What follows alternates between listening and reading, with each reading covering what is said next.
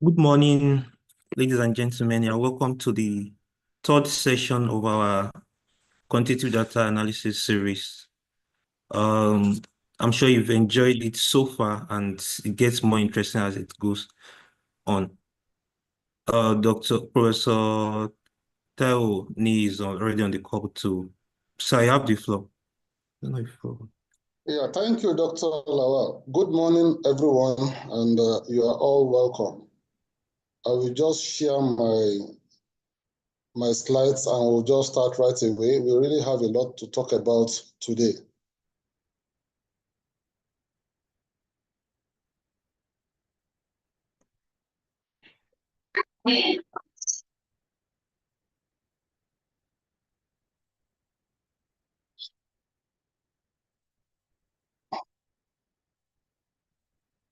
Dr. Lawal, can you help me confirm if this? Yeah, we can see your slide, and it's on slideshow.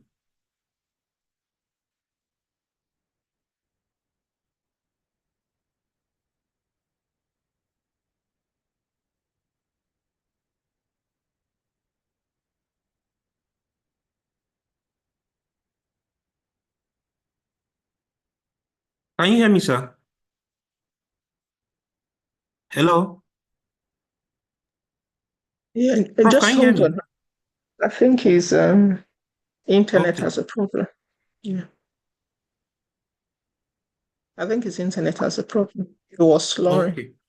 Yeah. So let's just hold on. Yeah. All right.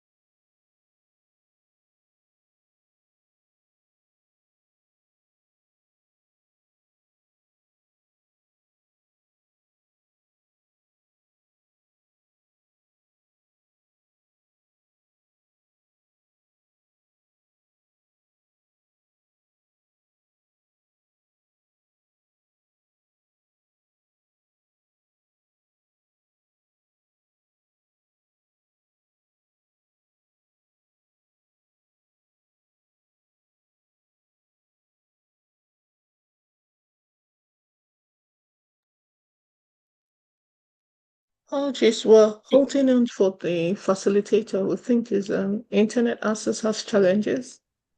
So we'll just wait. Thanks for the patience. And Toby, would you play music?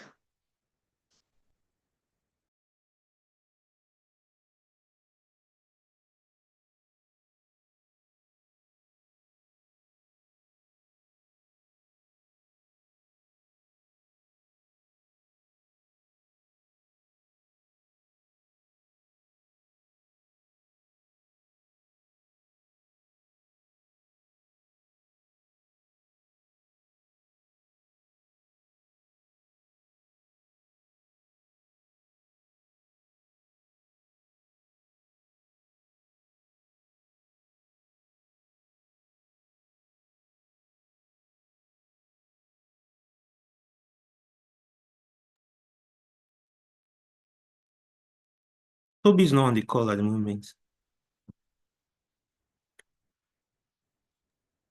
Okay, well, I guess we just wait.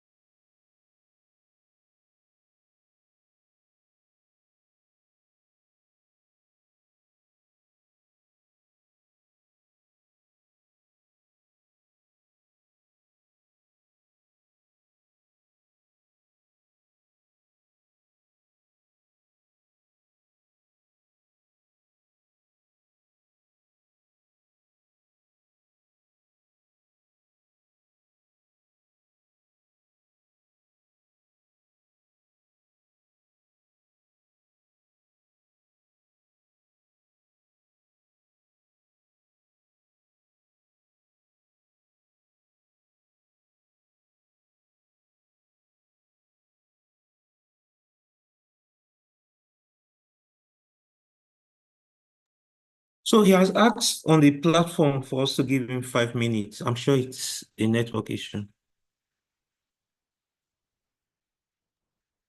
Okay, I'm sure it's a network.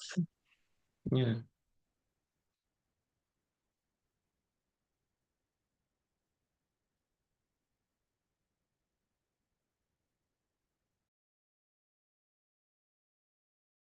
He's back. Let me make him host. Welcome back, sir.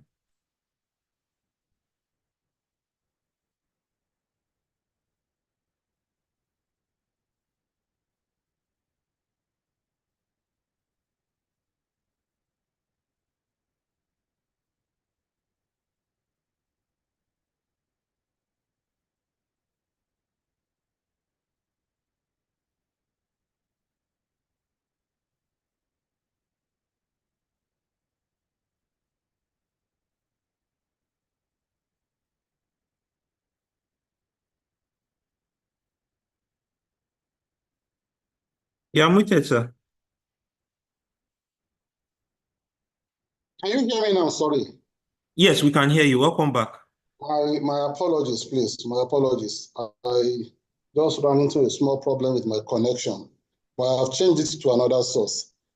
Okay, so we continue. I think this is just the next slide. The previous one was talking about the disclaimer, and it's just to remind us of the research process. Then we continue. Just a brief reminder of what variables are. We have discussed this in the last 2 classes, but we need to remind ourselves to be on the same page. A variable is the characteristics that can assume more than one set of values. We say a variable can change, and it's different from a constant that does not change. And we emphasized over the last 2 classes that variables are divided or categorized into 2 types. We have the quantitative, which is further categorized to continuous and the discrete.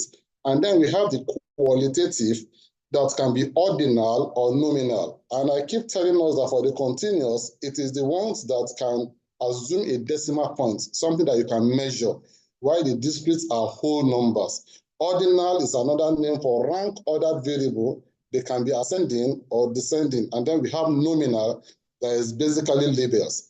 We talked about scales of measurement, and that there are 4 types of measurement scales. We have the nominal, ordinal, interval, and ratio. For categorical, or let me just say qualitative variables, while these are for quantitative variables. And then we spoke about the fact that the nominal measurement scale is the weakest, followed by the ordinal, the interval, and the ratio scale is the strongest because it's amenable to all manners of statistical calculations or manipulations. And I remember telling us that when we measure a variable, it is called a datum. And collection of datum is what we call data. And because data is just outsourced from variables, their own categories or subdivisions follow the way the variables are also. So we have quantitative data, which is also continuous or discrete, and we have qualitative data that can also be further categorized to nominal and ordinal data.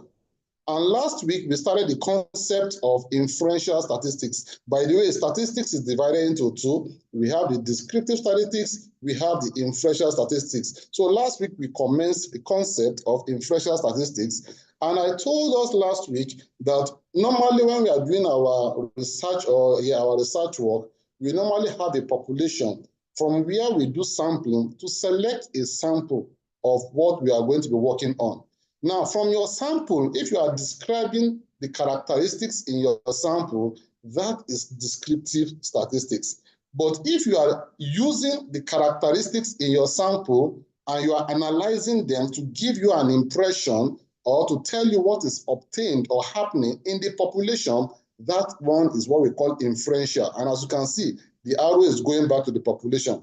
So just understand that the inferential statistics is you trying to get some data, some information rather, or statistics from your sample to make inferences, to make decisions, to give you, like an outlook of what's obtained in your population. That's inferential statistics. And it is divided into two. We have the estimation of parameters and we have hypothesis testing. The hypothesis testing is the part that we have been talking about, and the hypothesis testing is further divided into two. We have the parametric test and the non-parametric test. And for the parametric test, we defined it as those tests that have an assumption that the places where the samples were sourced from, that's the population, from where the samples were sourced from, they follow a normal distribution pattern. And the non-parametric test does not hold on to that assumption. I'll go over it again. For the parametric test, there's an assumption that the population from where your data or your samples were sourced from follows a normal distribution for the particular data you were measuring. The non-parametric test does not follow that. And we said that inferential test is a combination of these two types of analysis strategy, either bivariate or multivariate. We started talking about bivariate last week. That's talking about correlation and chi-square. And going to the table here, the chart here rather, that describes the bivariate analysis, we spent some time talking about a situation where our dependent variable is categorical, our independent variable is categorical. We also looked at situations where our dependent variable is continuous, our independent variable is continuous. For the dependent variable categorical, independent categorical, that was where we spoke about the issue of chi-square. And we spent some time looking at the different types of chi-square and how to do it manually and to do it using a software. Likewise, when we looked at the situation where our dependent variable is continuous and independent variable continuous, that was where we looked at correlation, and we did scatter plot. We did Pearson's correlation. We also looked at Spearman's correlation or Spearman's ranks correlation. That's another name for it. This one is used for ordinal variables, and this other one is basically for the normal continuous variable. And there are conditions for them, for the particular analysis we are going to work with. And then we looked at correlation that it evaluates three types of a relationship, either the direction of a correlation, positive or negative. If you remember, positive is if X and Y are going the same way, either their X is increasing, Y is increasing, X is reducing, Y is reducing. That's positive. On the other side, negative is one is going up, the other is going down. There's an increase in one of them, the other is going up. That is negative. We spoke about the form of correlation, that it can be linear or curvilinear. Linear is like the equation of a straight line. We have a straight relationship. Curvilinear is something like exponential or quadratic. We also spoke about the degree of correlation, that it starts from -1, down to +1. Where 1, it's perfect. So this is perfect negative correlation, perfect positive correlation. And we can also have 0, where there is no correlation. So if it is positive, that is 0 upwards, or negative, 0 backwards. That's the direction. But you can't have a correlation greater than 1. And we looked at the different ways of studying correlation. That's the scatter diagram or the scatter plot, which we did, the Pearson's correlation, and we worked with 2 formulas last week. And we also had an example on SPSS and Spearman's rank correlation. And I remember we did a class work. I think I remember giving us like a class assignment for us to give it a try to see if we were able to get it. And the correlation coefficient R is what we use, in assessing correlation. And we spoke about the coefficient of determination, which is the best way to actually interpret our correlation coefficient. Is the percentage explained in the variation of the dependent variable. Percentage explained, and we discussed that at length last week. Then we went to chi-square, and we said it's used primarily for categorical variable or nominal variable. And we saw the formula for chi-square is the summation of the observed frequency minus expected frequency squared divided by the expected frequency. And we had some class examples, and we also did some on SPSS. And the steps you go through in your chi-square is to determine the appropriate test from your research question. That is after identifying your variables, the types of variables that you have. You've seen that they are categorical, and your research question is trying to look at a relationship or association between the 2 variables. We say you determine your level of significance alpha, and I remember emphasizing that by convention, we use 0.05. You formulate your hypothesis, the null and the alternative hypothesis, you calculate your test statistics, which is the chi-square, you determine your degree of freedom, which we said is row minus 1, times column minus 1. That's depending on the contingency table that you have. It can either be 2 by 2 table, it can be 2 by 3, it can be 3 by 4, it can be anyhow. But we have number of rows, and then we have number of column. You multiply it together, and then you have your degrees of freedom, which you use to check your table value, and you compare it with your own calculated value. And I emphasized last week that if your calculated value is greater than the table value, then you reject your null hypothesis. And that was well dealt with last week. So today, we are going to be looking at t-tests and ANOVA. And from that same table or that chart, of the bivariate analysis, the area of t-test and ANOVA is in a situation where our dependent variable is continuous and our categorical variable is, our independent variable is categorical. I go over it again. The dependent variable, that means the outcome, that we are looking at is continuous, and the independent variable is nominal or categorical. It's in groups. That's where t-test comes in. And there's a situation where our dependent variable, although continuous, is normal, and there's a situation where it can be continuous but not normal. And in this situation here, these tests that you are seeing here are the non-parametric. When y is normal, we have the parametric. Likewise, if our categorical variable is greater than 2, then we cannot use t-test. We now use ANOVA, and that is when our y is also normal. But if our y is not normal, our category is greater than 2, we use a test called Kruskal-Wallis. We'll see more as we continue. So all I'm just trying to say is that this is where we are looking at today. So let's start with t-test. The objective is for us to know when this particular test is appropriate. We will look at the assumptions that we need to fulfill before using this test, and we'll look at the appropriate form of test in a given situation. By virtue of this sentence, it shows that there are different types of t-tests. So we want to know which particular t-test to use for a particular situation.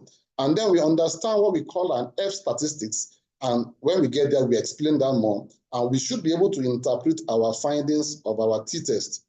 So like I said, it's a parametric test because we assume that the population from where the data was sourced, follows a normal distribution. So that means our y, remember that equation, x having an effect on y, or x and y. That means our y here is continuous, and if we check for normality, it follows a normal distribution. The data must be continuous, that is y, and the variables of interest must be normally distributed. Those are the assumptions. The variables of interest must be normally distributed. Now, the interesting thing with t-test is that it compares means or averages, means of two groups.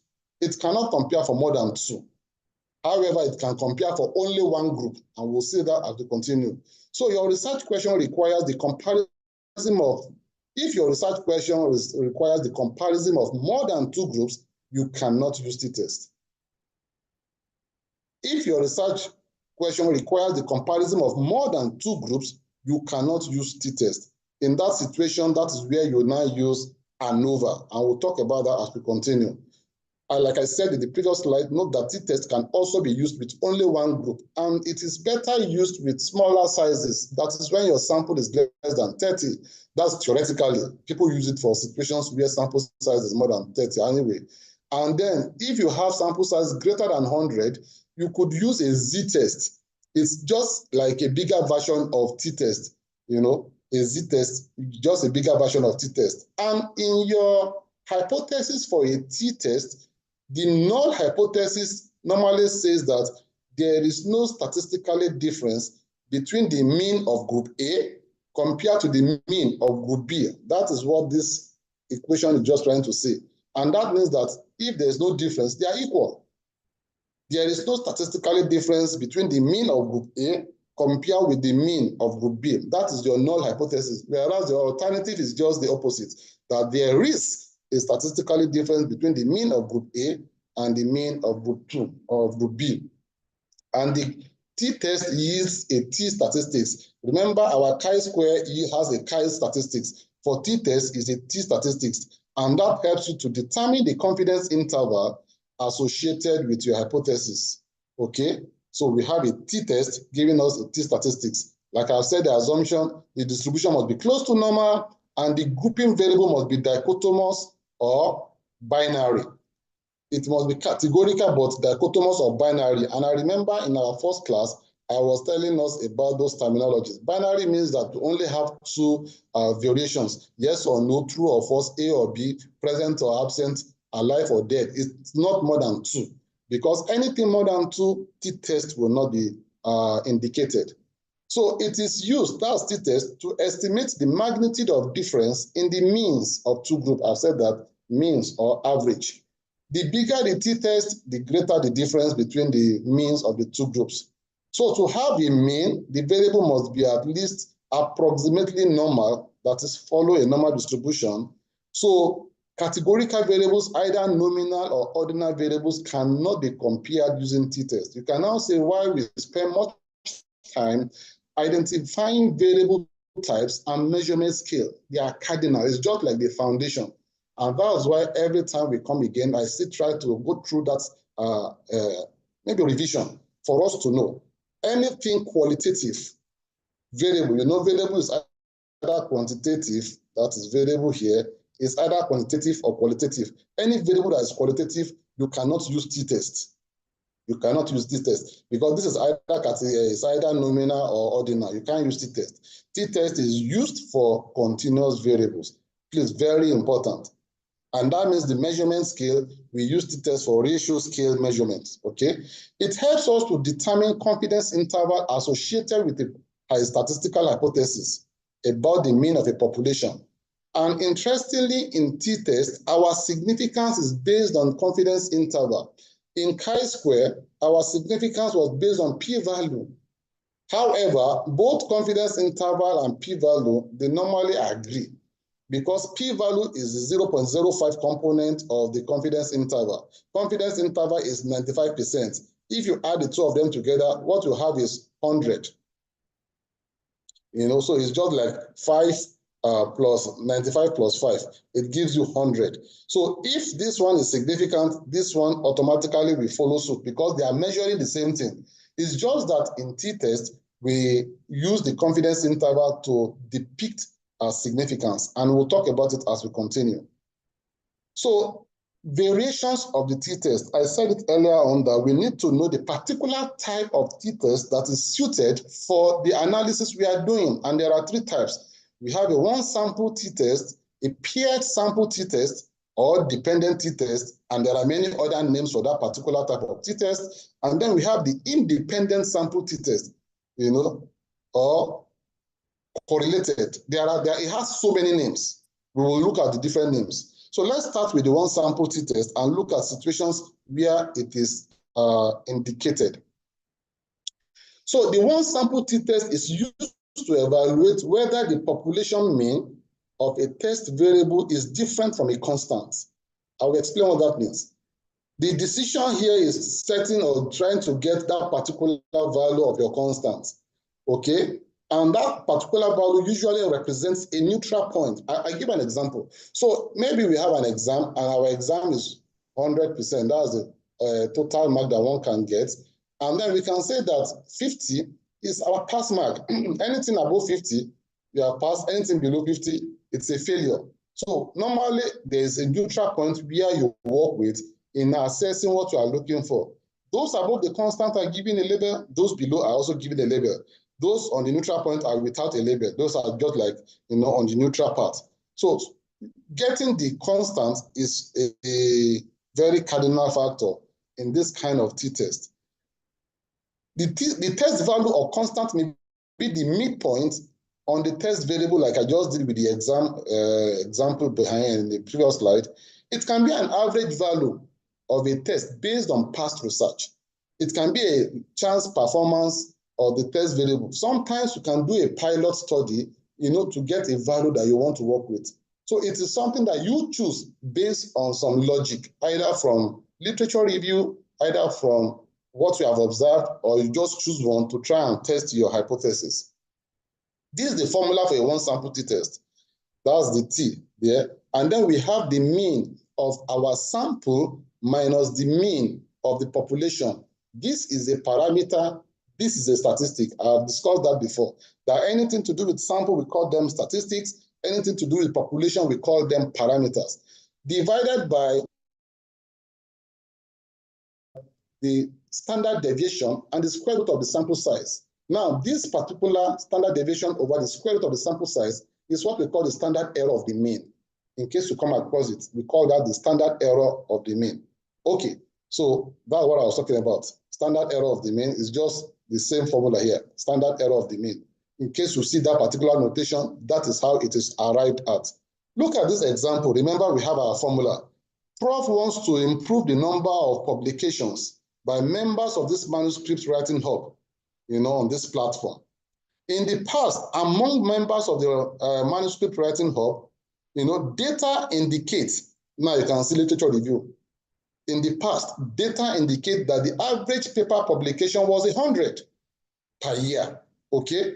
So after a series of training on research methodology and data analysis, the recent publication data, that is what she has gathered from all the members of the manuscript writing hub, after, maybe not from all the members, just from a sample of 25 participants, she gathered some data and it showed an average publication of 130, papers per year with a standard deviation of 15. By now, you should understand what that means. 130 plus or minus 15. That is what I'm just talking about. You should know what standard deviation means now.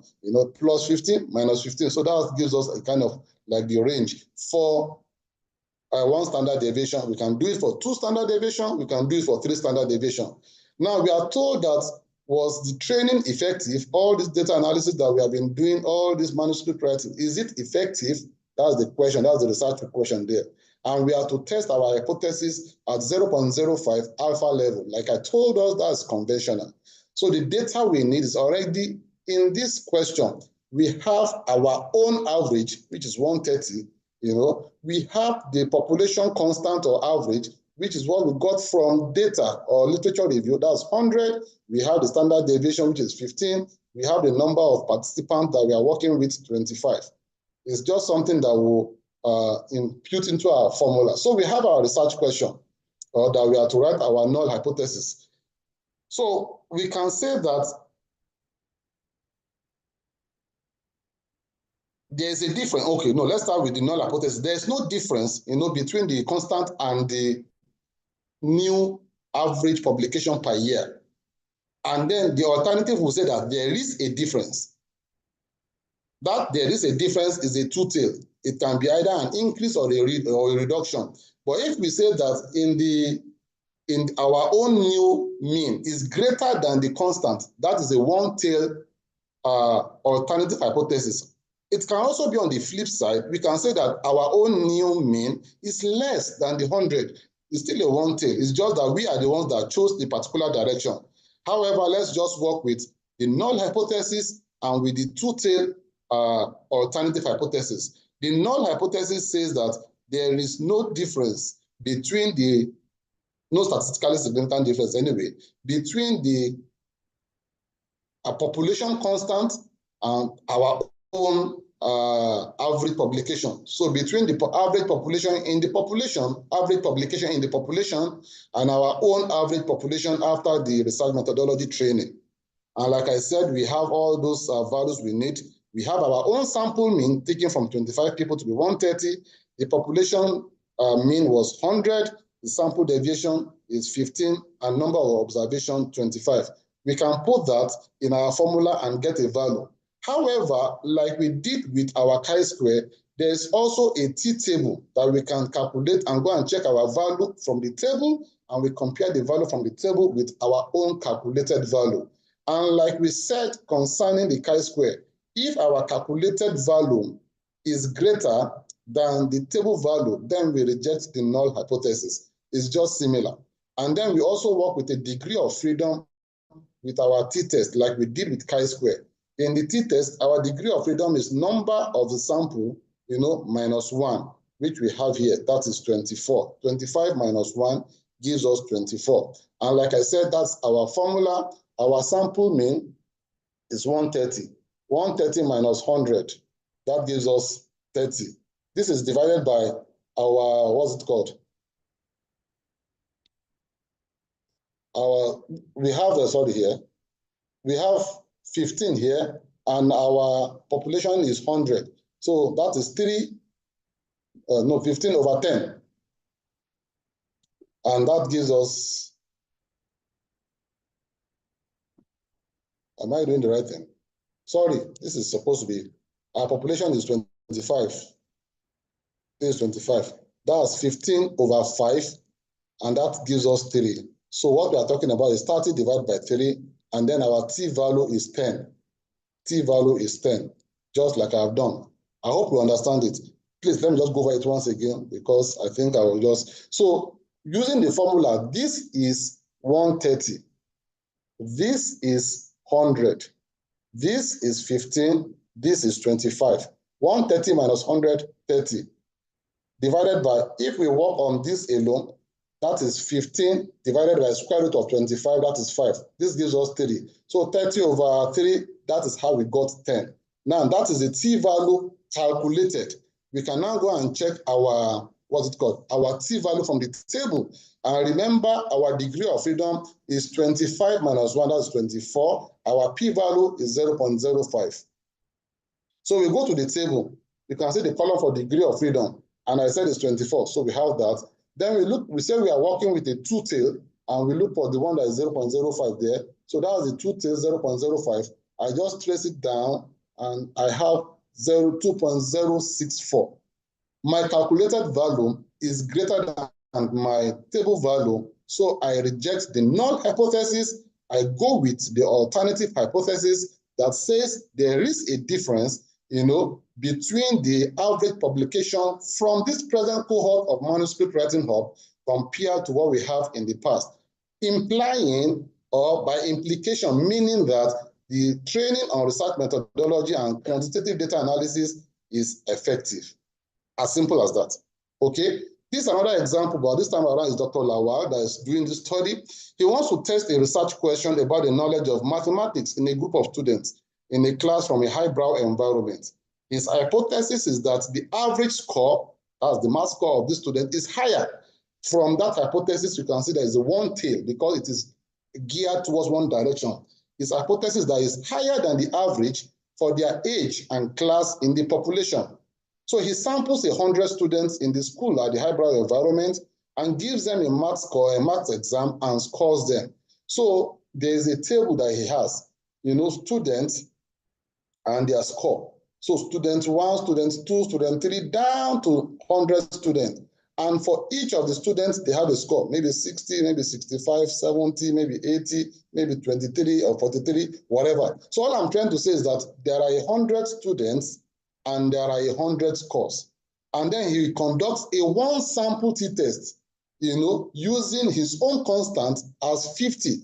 That means his 50 here is the constant is going to use. Anything above 50 is a pass, anything below 50 is a fail. That's how it works for a one sample t-test.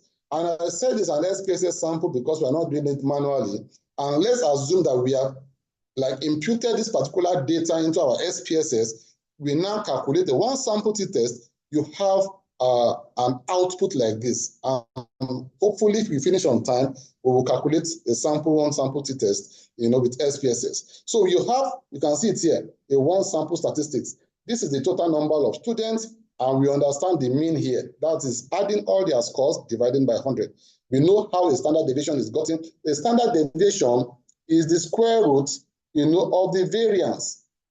We know what a variance is. We've discussed that in descriptive statistics. That's summation x minus x bar squared over n minus 1. So this is standard deviation. Once you find the square root of that, you have standard deviation. And I have told us what our standard error of the mean is. That is standard deviation divided by the square root of n. Our standard deviation is 21.68. Our n is 100. So the square root of n is 10. So 21.68 divided by 10, we just give you 2.168, which is what we have here, straightforward. I'm emphasizing this so that when you see this output, you will be able to interpret what we are saying. So that's just like the scores. And now going to the one sample t-test itself, you can see something here. It says a test value. And this is the one that Dr. Lawal chose himself. He chose 50. It can be any value of your choice. He chose 50, and then he's testing to see if there's any relevance, with that value. And the t-value that he got is 4.5. Degree of freedom, n minus 1. Our n is 100. That's how we got that. And our p-value is less than 0.05, significant. The mean difference, look at this value here. The mean difference is 9.7650. How did we get that? Remember, the mean of the class is 59.75760. Our test value or our constant is 50. So removing 50 from this, that's how we got this, in case you come across it. Removing 50 from our own mean, from the scores of the exam, is how we got the mean difference. And confidence interval is what we have here. By the way, confidence interval can also be calculated manually, and that is the formula there for the lower side bound and for the upper bound. I don't know if we have much time. I will have said, I think we should give it a try. We should give it a try. Okay, so this is just the formula, and the formula is the mean difference, that's why you have x bar d, minus the value of t, times the standard error of the mean. So I will just pick one, I will just do one, and that value also multiplies that to the second one. So let us look at the value of t with 0.05. I think I have a table here, because the previous table I used here does not have degrees of freedom up to like 100. As you can see, it stopped at 29. So I went to check for a table that can be a bit more explicit, although it's looking a bit dense because I had to compress it. We don't have degree of freedom for, what's it called, 99, but I have the one for 100. I'll just use that value because it's the closest. Ideally it should be from 1 to 99, each number.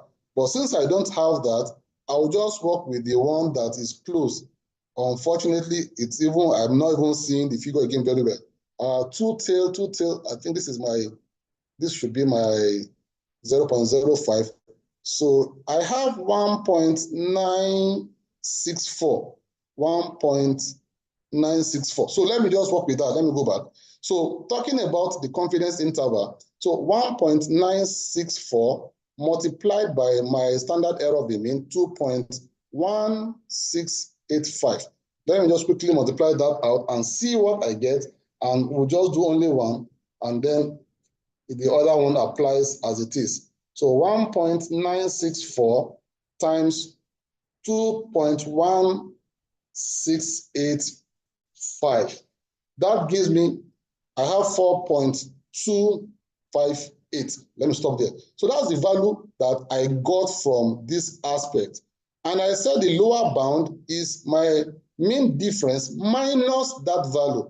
So I will now say this minus 9.9.7650. What I have here is 5.506. So which is close to what we have here. Remember, the value that I got from my t is not the exact one. I just used the closest. So that's how we get the lower value. And if you add it, if you add this to this also, you'll get the upper value. You know, the chart is so that. So that's just that, you know, on how you can interpret a one sample t-test in brief. Awesome. We continue. Okay, I've spoken about that. So we now look at another variation of the t-test, and this time around we are looking at the paired sample t-test or dependent t-test. Paired sample t-test or dependent t-test or correlated t-test. Here, each case of your sample must have scores on two variables. Each case, if I am the person now, I must have scores on two variables. So those two variables are the categories or the binary variables. It evaluates whether the mean or the difference between those two variables is different from the population. And this particular paired sample t-test is applicable in two types of studies. Number one is repeated measures. Number two is matched subject design. Repeated measures, matched subject design. Repeated measure can be with intervention or without intervention. Matched subject design can be with intervention or without intervention. So look at this example. For the repeated measure, a participant is assessed on two occasions or under two conditions on a single measure. Look at this one. This can be weight measured before and after 6 months on somebody who's trying to be on a diet. So before he started dieting, he took a measurement A. After 6 months of dieting, he took another measurement, that is A2. That is for participant 1. Participant 2, before measurement, has measurement B1. After 6 months, measurement B2. So you can see that each case, each participant has two measurements, This time around, there's an intervention because you are intervening with a diet to see if it's going to be effective. Another example is what we are doing now.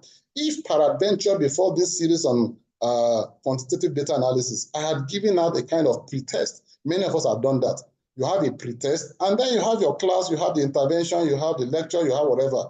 And then there's a post-test, which normally is just similar to the same pretest. That one is also an intervention. So many of us that do pretest and post-test, you can see that what you need to use is actually a paired sample t-test. All those ones are intervention. Now we can look at the same paired sample t-test in situations where you don't have intervention. Look at this particular example. A group of people, let's say maybe about 30 people, were asked to compare their preferences on a measured scale. So I have a measured scale, maybe from 1 to maybe 100. And I said that you have gone to see Dr. A. All of them are going to see Dr. A and Dr. B. And I'm asking them that on a scale measurement of 1 to 100, how will you assess your preference for Dr. A? You know, so there will be A and B. And then I will have 1, 2, 3, 4, 5, down to 30 participants. So maybe for A, you might say that he likes this one 70%, this one can be 30%. Participant 2 will say its own, maybe 70 also, maybe 40, down like that. All of them will have two measurements on each, observation. As you will notice here, this is not an intervention, but this is one individual each having two measurements or two scores, on the categories that we are interested in. Or it can be the last administration and this administration. Who do you prefer, Tinubu or Buhari? And then we say you should take it on a measurement scale, and you give us that list, and then we know that we have a score for Tinubu, we have a score for Buhari, and then we try and see which one is better using a paired sample t-test. For the matched subject design or matched pair design, it uses two treatment conditions and pairs subjects based on common variables. It pairs subjects based on common variables. Look at this example. A parent, can follow their child to maybe, let's say, to the dentist. So this is the father and this is the mother. They followed their child to the dentist, and they were allowed to observe the procedure done in the clinic. And after all said and done, we give father a questionnaire, we give mother a questionnaire, all on this same child for them to assess their own level of anxiety or fear. You know, so this is child A. Child A has responses from daddy, responses from mommy. We have child B that comes with father and mother too. Child C comes with father and mother too. And we are getting questionnaires from both father and mother for each child. You know, that's a matched subject design. And it can be so, as many as you want, you know, and then you want to see who is more fearful, the father or the mother. Or likewise, in some fertility situations also, where you are trying to check for anxiety among the husband or the wife, and your, what's called, the counselor, you know, is administering the infertility anxiety measure to see who is more anxious among the couple. Just something like that. All I'm trying to say is that they are tied to a particular construct, but there are two different responses or data or information gathered from them for the number of people we are interested in. This is another example. You want to check the effect of a new drug, drug A. Then you match 40 selected people with similar BP readings. So there are 40 people. You take their measurements. There are those whose reading is similar for maybe 120/80. You put them, you know, you put one here. You pick two of them, one in group A, one in group B. Another one, maybe 119/80. You know, you put them one in group A. So you have one here, one here, one here, one here, depending on the different BP readings. So you have 20 in group A, you have 20 in group B. And you now give group A a particular drug A, you give group B a drug B, which has been in existence anyway, and you want to see which one is more effective in lowering the BP. You get the point. So you observe them over 3 months. This one is an example of a situation of matched pairs with intervention. And this is basically what we do in experiment, actually, where you have a placebo and then you have the active agents. So that's why most of our experiments end up, you know, using a paired sample t-test. Each participant pair is in a case has scores on two variables, the score obtained by one participant under one condition and the score obtained by the other participant under the second condition, and then you analyze. Great. So the assumption also follows the same assumption of a t-test, that our data is continuous, our grouping variable is binary or dichotomous, and the groups are not independent. That means it is the same. The groups are not independent. That means it is the same. For example, let me go back to that example of pre-test and post-test. You know, normally in pre-test and post-test, you'll be asked to write maybe your initials, or you might even be asked to write your name so that they can compare it. So if it is Taiwo, maybe for my pre-test, I scored 80, and for my post-test, I scored 85. Then we go to Lawal. For his pre-test, he scored 81. Post-test, maybe he scored 84. So we can pair them. That is the essence. They are not independent. We can pair them. And then I'm going to bring out a small, you know, maybe explanation here. So maybe our class for the pretest, there are 55 of us that did pretest. And in the course of our lectures, people got to hear about the lecture, they were interested in it. And for the post-test now, we now have maybe 70 people because others have joined in the course of the lecture. This one now, you cannot use a paired sample t-test. Why? Because the total number here is not the same here. In this particular situation, you will use what we call an independent sample t-test. However, we can select the 55 that did the pretest here and knock off maybe the remaining ones here, maybe that's the 15 that are here, and knock the 15 off and compare this to this. And in this situation, we can now do the paired sample t-test. Please, I hope you understand that explanation. For paired sample, they must not be independent. They must be the same set of people. But in a situation where you have the pretest is more than the post-test, you cannot use the paired sample, except you remove the excess so that you can pair them, and then you can use the paired sample t-test. Okay? So groups that are not independent, the same individual, like I've just explained, different parts of the same body, my right hand, my right leg, my right hand, my left hand, my my right eye, my second eye, because I can be applying a particular kind of ointment on my right leg, and I'm applying another one on my left leg, and I'm trying to check the effect of those kind of ointments. Okay, identical twins with identical genes, though they are separate people, but once they have identical genes, they are taken to be independent. So different parts of the same body. This could be comparing drops using 2 eye lotions, on the left side, on the right side, right side of the mouth, left side of the mouth. It's the same mouth. I might be checking a particular medication on the left side of the mouth. I'm checking another type on the right side of the mouth. It's the same mouth, so it's not independent. If although you are putting marks on our screen, same with the eyes and with the legs, they are taken to be the same. So this is an example of how to calculate peer sample t-test manually. And I have here, I said 11 students were told to do press-ups or push-up. The number was recorded for each person. After 1 hour, and they are given a big bottle of Lucozade Boost, so I can say this is an intervention, they were told to repeat the same push-ups, and the number was written. That was the number of push-ups they did after the drink was also recorded. So we have a before, and then we have an after. And this is for each of the students from number 1 down to number 11.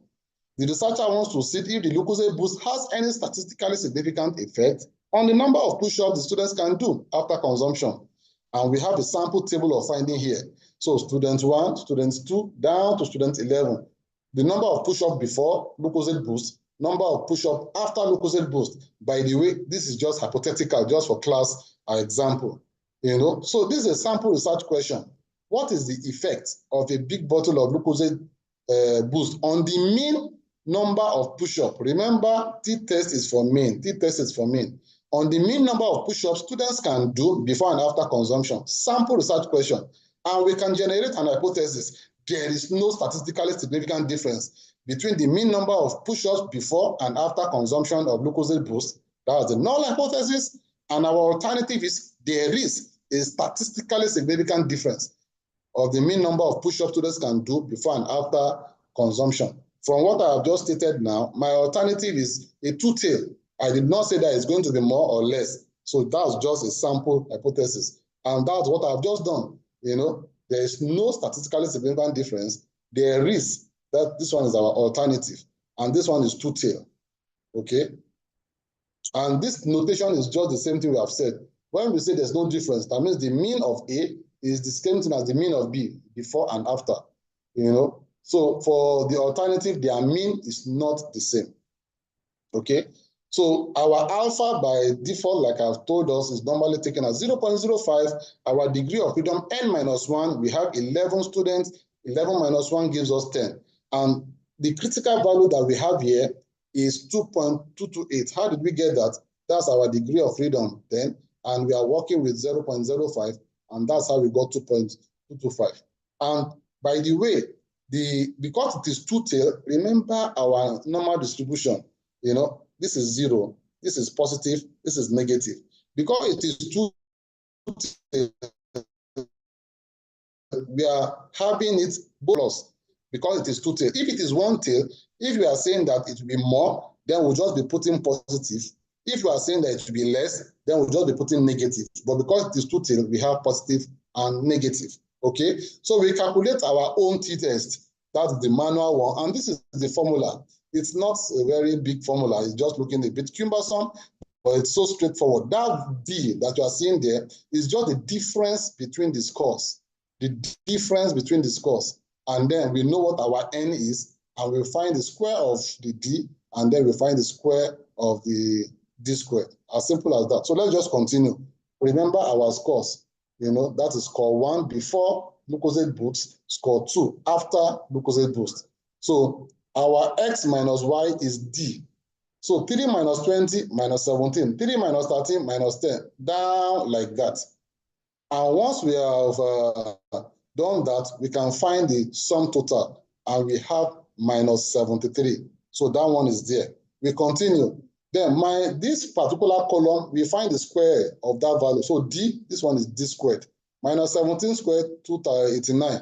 Minus 10 squared, 100. Minus 10 squared, 100. Down like that. And then we still find the total, which we have here, 1131. Okay? And then we just put those values into the formula. We put those values into the formula. The summation of D, I think that one was minus 73. And then our N, we know our N is 11. And then the summation of D squared, let me just go back, 1131, you know, we put that there, 1131, you know, and then our N and N, everything is there. Anyway, by the time you calculate, you'll find out that we got minus 2.74 as our own calculated t-value. And remember, the table value was plus or minus 2.228, okay? So we have plus or minus 2.228. Anyway, if we are going to be comparing our values with the table value, we ignore the signs, please. Don't forget that. We ignore the signs. And we can see here that our own calculated value is greater than the table value, and by our decision rule, we reject the null hypothesis. So we have found the p-value that we have done using the, what's it called? Using the degree of freedom and the value on the table.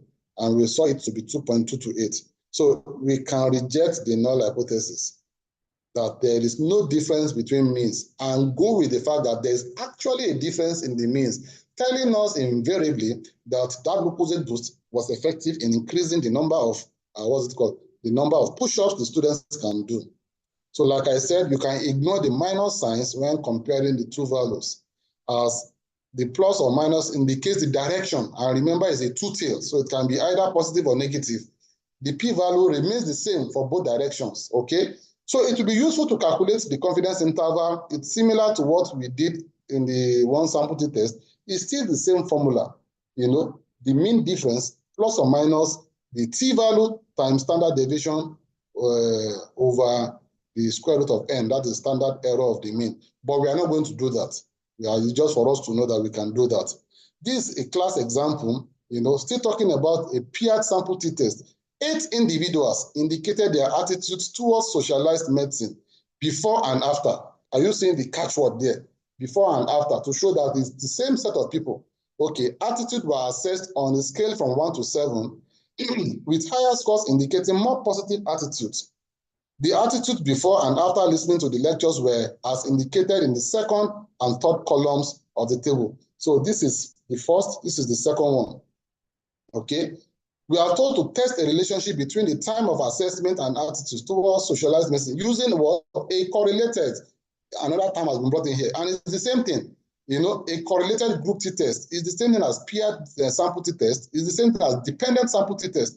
We need to know those synonyms, you know, so that we don't get confused. Anyway, from this particular phrase, before and after, we have been told that, okay, it's something, and from 8 individuals, it has shown that it's something that is paired. So we have before speech, we have after speech for 8 individuals. The formula remains the same. And then our hypothesis, we can state our research question, the hypothesis. The decision rule is straightforward. If our calculated is better than table, we reject null hypothesis.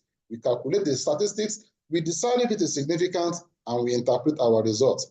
Okay, so that's our, what's it called? Our hypothesis. You know, that there's no difference in the attitude before and after. And then alternative says there is a difference, okay?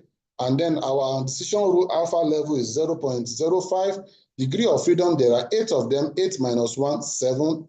And then, so we look at degree of freedom here, and then under 0.05, our t-value is 2.365. I hope you understand how we got that. That's just picking the t-value. Then we can go and calculate and find the value of our own calculated t. This is before, this is after. Before minus after gives us this, you know. So all this value here is subtracting after from before. And once we look at the total, we have minus 16. Our d squared is just minus 3 squared 9, minus 2 squared 4, blah, blah, blah. And then the summation of our d squared is 42. As simple as that. You know, so maybe let's quickly do this. Summation of our d, where is the d? That's minus 16 divided by 8, because our n is 8. So divided by the square root of my summation of d squared. summation of this is 42 minus summation of D, that is minus 16 squared divided by 8.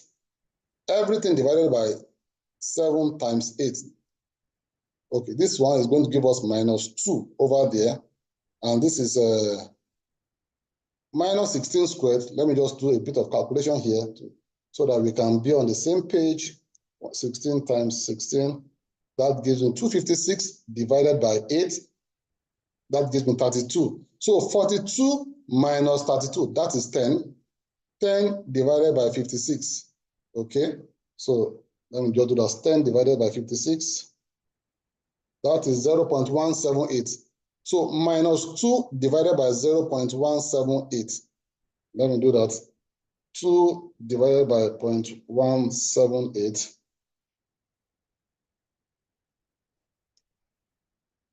Am I doing the right thing? Oh. 1 minute, please. 2 divided by it. Okay, no. I have not found the square root of this one. I think I'm supposed to find the square root of this one first before I divide by 2 because of the square root sign. So 0.178 square root, that gives me 0.421. So it's supposed to be minus 2 over 0.421. Let me see if I'm doing the right thing. So 2 divided by 0.421. So I have here 4.75 as what I got here as my own T. Okay, I'm close. It's because of the decimal point. This one is 4.73, but it's greater than our table value, and that's why we reject the null hypothesis. You can also try and insert those figures and calculate, but just doing it roughly here because I was just rounding up to the nearest whole number. I got 4.75. The answer here is 4.73, and I think that's close by. But the essence is that we reject the null hypothesis, and then we conclude that actually that lecture had an effect on improving the attitudes of the students. Beautiful, So that particular example that we just did, this is it using SPSS. I've done it before and I've pasted it here. And as you can see here, we have the mean of the before the score, the mean of after. There are eight number that is before and after. And then we have the correlation here. By now, you understand what correlation is. We have discussed that, and you know what that value is. And you can see the p-value is not so significant. And then here we have the mean, and the mean here is showing minus 2. How did we get minus 2? 3.6250 minus 5.6250. That's how we got that minus 2. This standard deviation and standard error of the mean were calculated by the system, and then we have our confidence interval. See that value that they got here, minus 4.73. What I got is minus 4.75. The degree of freedom, now you understand that's 8 minus 1. And here we have a p-value that is significant. And because it is significant, we reject our null, which is the same thing we did working with manual calculation. So this is how you will see an output if you were to work with, what's it called, an SPSS. We have done the manual part. This one is the software part for you to just see that they give you the same output, and now you can interpret them. So this is also just an interpretation. When you have things like this, SPSS, we report the mean and standard deviation, like I said. The mean is the difference between the sample means, that is the one of the before and the one of the after. If this mean is close to 0, it means that the mean is, they are virtually like equal. The mean difference between 1 and 2 is not statistically different. That is in this particular example here, exam 1 and exam 2. This is just like an output I just copied somewhere for explanation. The mean difference here is not statistically different. You can see the p-value is greater than 0.05. And likewise, like I kept saying, the p-value and the confidence interval, they agree together. And I'll just bring out, that analogy here. Let me go back to this particular one. Let me remove these inks. Look at the p-value, is significant. Look at the confidence interval. There's minus, there's minus. Just imagine a number line. This is 0. This is -1. This is -2. This is -3. This is +1, +1, +2, +3. Don't forget that analogy.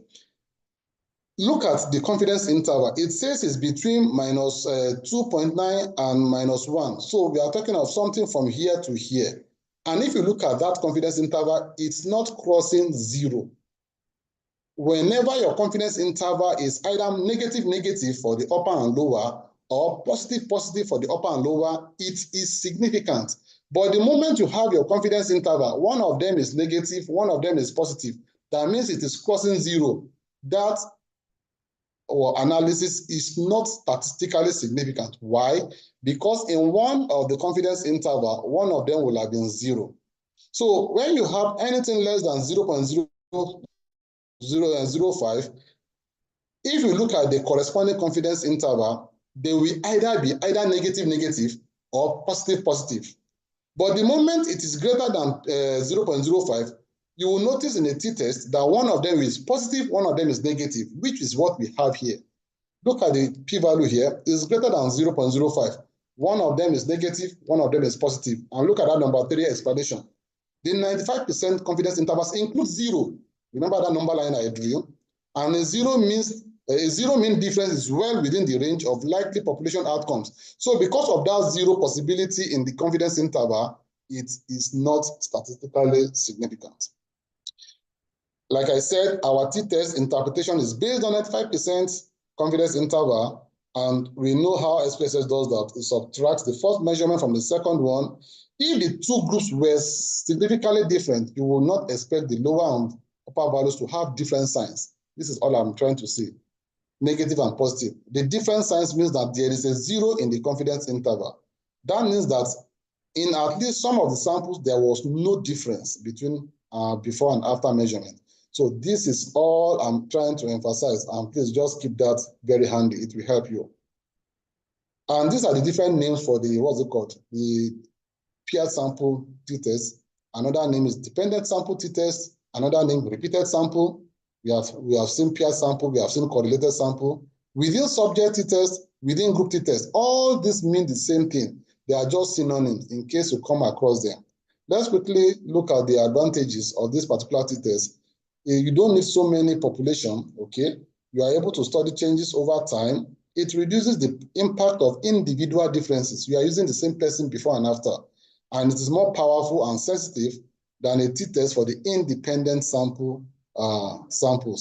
It also has some disadvantages. For example, there are carryover effects. So let's assume I give you a pre-test now, and I said that after this class, I'm going to give you a post-test. Some of you can even cram those pre-test questions, such that after post-test, you still have all those things in mind, and it's easier for you to just write your, what's it called? Write your responses. So there's a carryover of the effect before and after. And then there's another disadvantage of what we call progressive error. For example, that case of press up, the push up I spoke about. You know, somebody has done like 30 press up, I give him a glucose boost, and I expect him to still do more. He might even end up doing 15 because of tiredness. So it occurs when the participant's performance changes consistently over time due to fatigue or practice. So these are just sample disadvantages, but that does not stop you from using it. And quickly we look at the third variation of the t-test, which I have mentioned in passing before. You know, that is the independent sample t-test. And you use this one to evaluate differences between two unrelated groups. So with an independent sample t-test, each case must have scores on 2 variables, like we have said. So here it is still two groups, but they are not related. This is independent, but for the dependent, it is A1 and A2. It's still the same group, it's just that it's time difference, okay? The test variable describes each case on some quantitative measurement. These are different names for the independent sample t-test. Independent measure t-test, independent 2 sample, student t-test, 2 sample, uncorrelated, unpaired, unrelated. So many names, but it's saying the same thing. And how would you know the particular test applicable? From your data collected and the population you are working with. It's as simple as that. They use them in experiments when you want to check a measure. Like I said earlier on, You want to check the active agent on a placebo. You want to compare the average score of the knowledge of research methodology among class A and class B. These are two different classes, not like the one we gave as an example. You want to compare fear measured on a scale among those seen by a particular dentist to those seen by another dentist. You know, so we have, let's say we have 50 people, and then there are dentist A or Dr. A, and then we have Dr. B. And maybe 30 people are seen by Dr. A, another 20 are seen by Dr. B, and you are trying to assess their fear. You can see that there are two different groups of people. They are not dependent related. Or you want to see how long it takes, you know, for like a skin lesion, you know, on somebody using ointment A compared to those using ointment B. So maybe 30 people are using ointment A for their skin lesion, 20 are using this one for their skin lesion. You want to see how long it takes for remission. All I'm trying to emphasize here is that you have different number and different groups to work with. So what does it do? It evaluates whether the population mean of the test variable in group 1 or in one group differs from that of the second group. The assumptions are similar with the assumptions of t-test. Your variable should have the normal distribution, making it parametric. There's this assumption that they must have equal variances. We call it assumption of homogeneity of variances. And the other assumptions are the same, that the cases represent random sample from the population. The scores of the test variables are independent of each other. That means they are not related, okay? Now, I want us to quickly explain this because this is where people have some confusion. When we said that we have an assumption that the variance must be the same thing, there are two types of t-tests that can be used on independent groups. The first one is and they are all based on whether the variances are equal or the variances are different. Number one is the pooled test. And this one assumes that the variances of the two groups are essentially equal. Number two is the separate test, which assumes that the variances of the two groups are unequal. So we have group A, we have group B.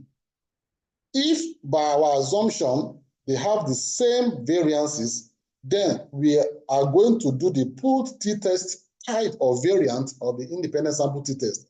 But if our assumption is not justified or it fails, then we are going to use the separate t-test of a variant of the independent sample t-test. Now, how do we know if our variances are the same or they are not the same? It's not something you can check by just looking at the numbers.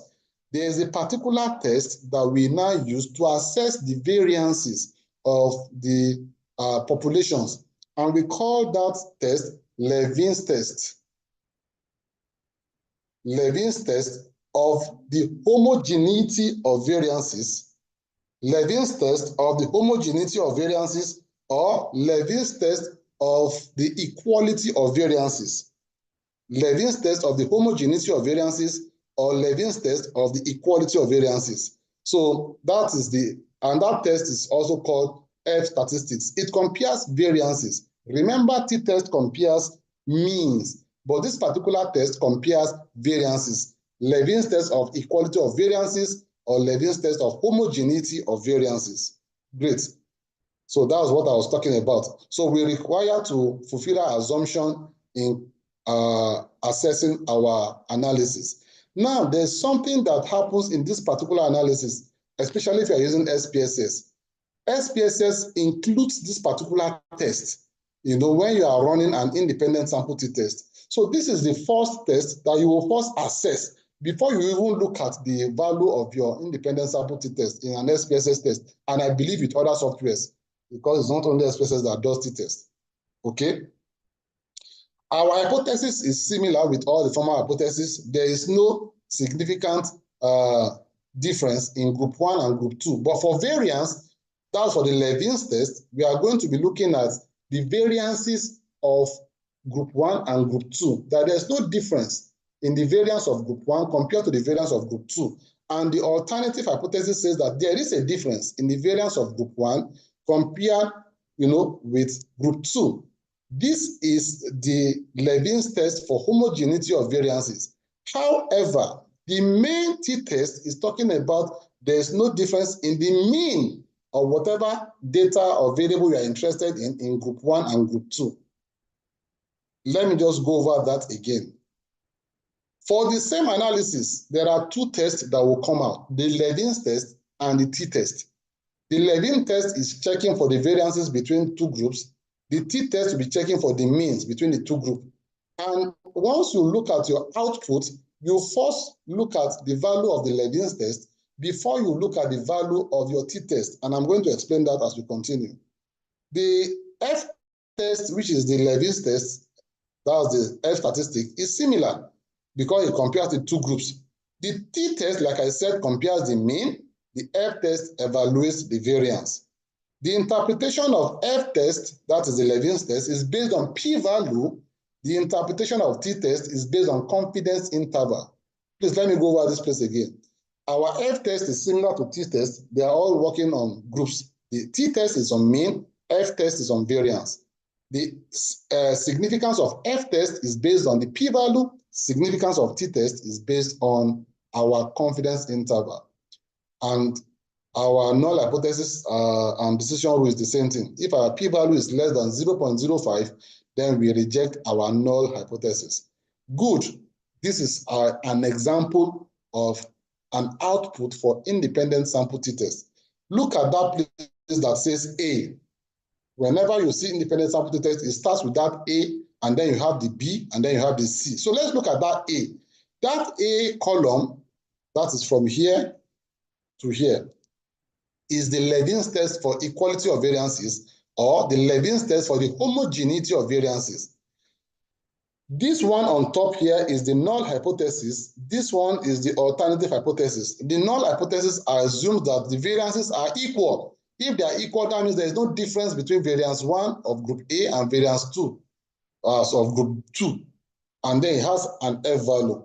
Now look at the p-value. Here it is 0.000. That shows that it is significant.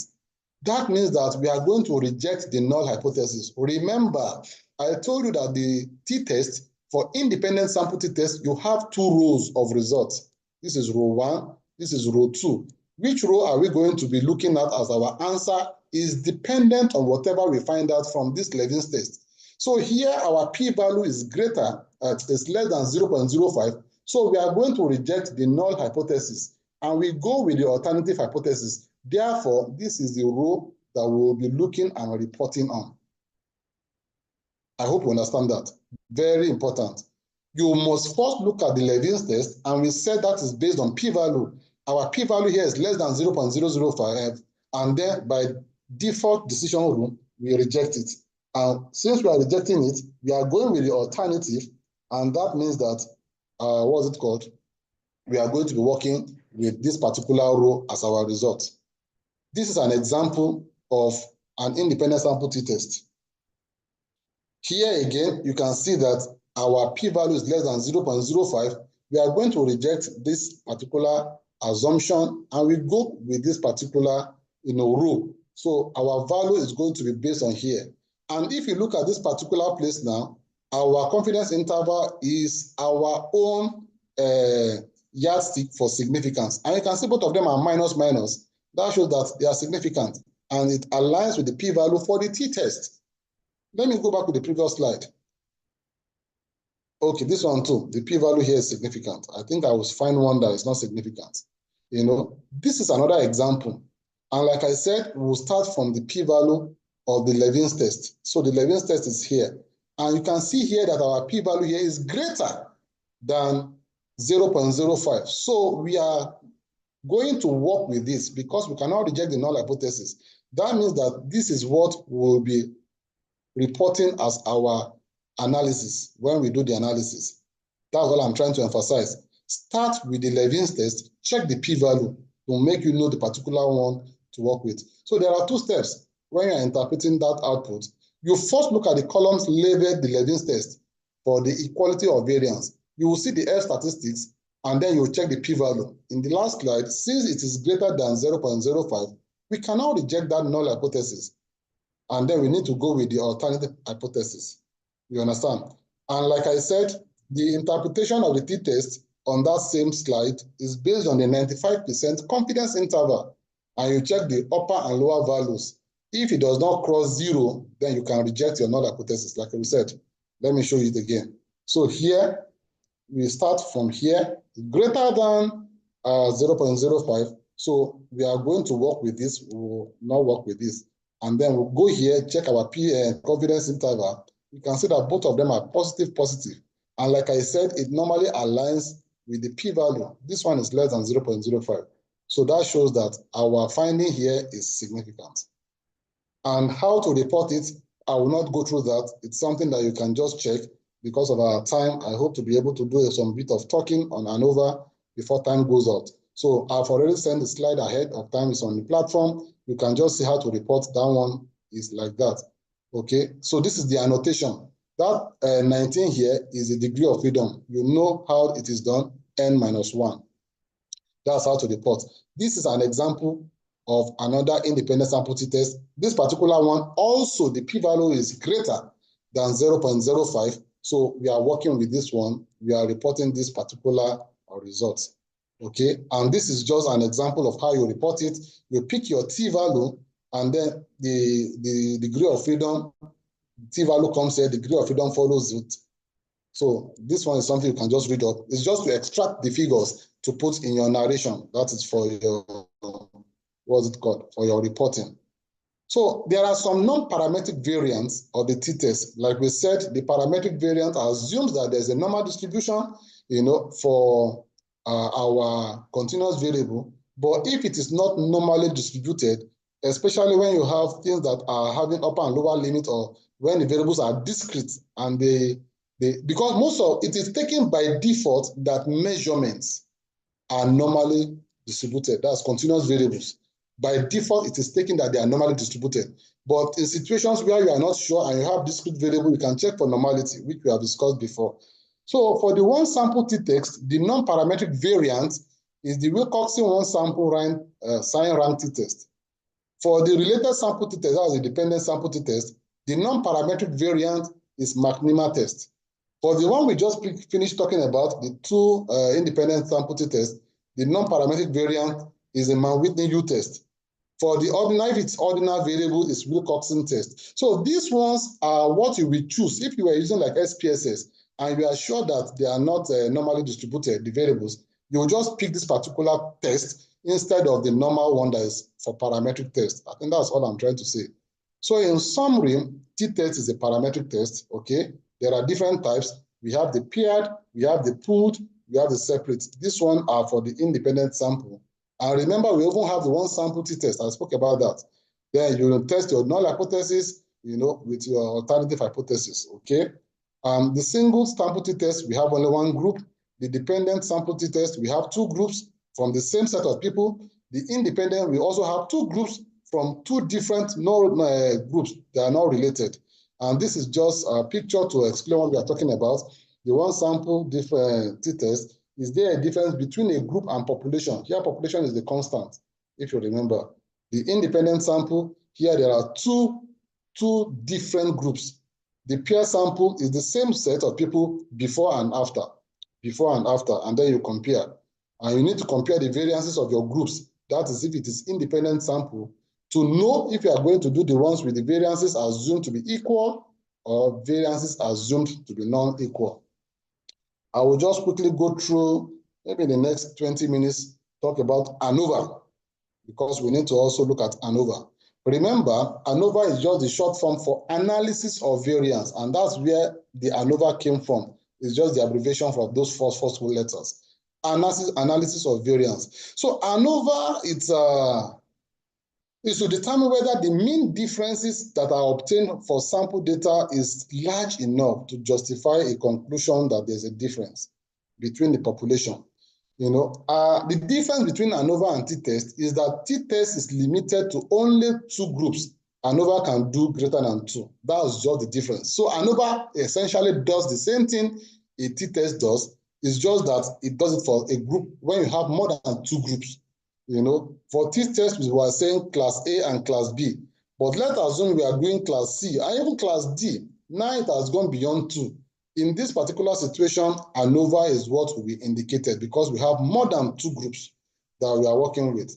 Assumption, the dependent variable is normally distributed parametric. Variances of the dependent variable are the same for all populations. The case represents random samples. from the populations, and the scores are independent of each other. These are the assumptions for ANOVA. Look at this sample question. Is there a difference in average pain level during tooth extraction among patients given 3 types of local anesthesia?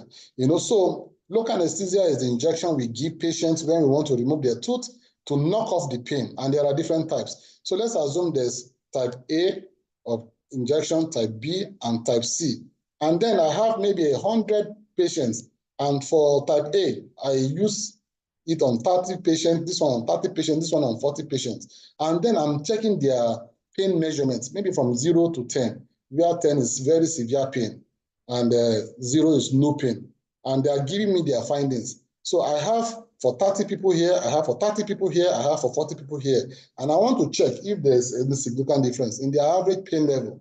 Now, because there are more than 2 groups, it is ANOVA. Look at the second example. Are there differences in the weight of children by the type of school? Weight of children, that is continuous. We have public school, we have private school, we have missionary school. So we can have some number from our sample size, number of students. We take their weight and then we calculate to now know which is which. Okay, this is just, for example, we want to do an experiment to check the effect of caffeine and the reading time measurement, reading time among students.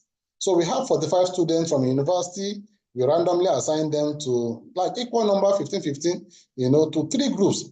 Placebo, that is a group without any caffeine, another group with mild caffeine, another group with heavy dose of caffeine. So before the study, the average number of study hours for the students was taken over 2 months.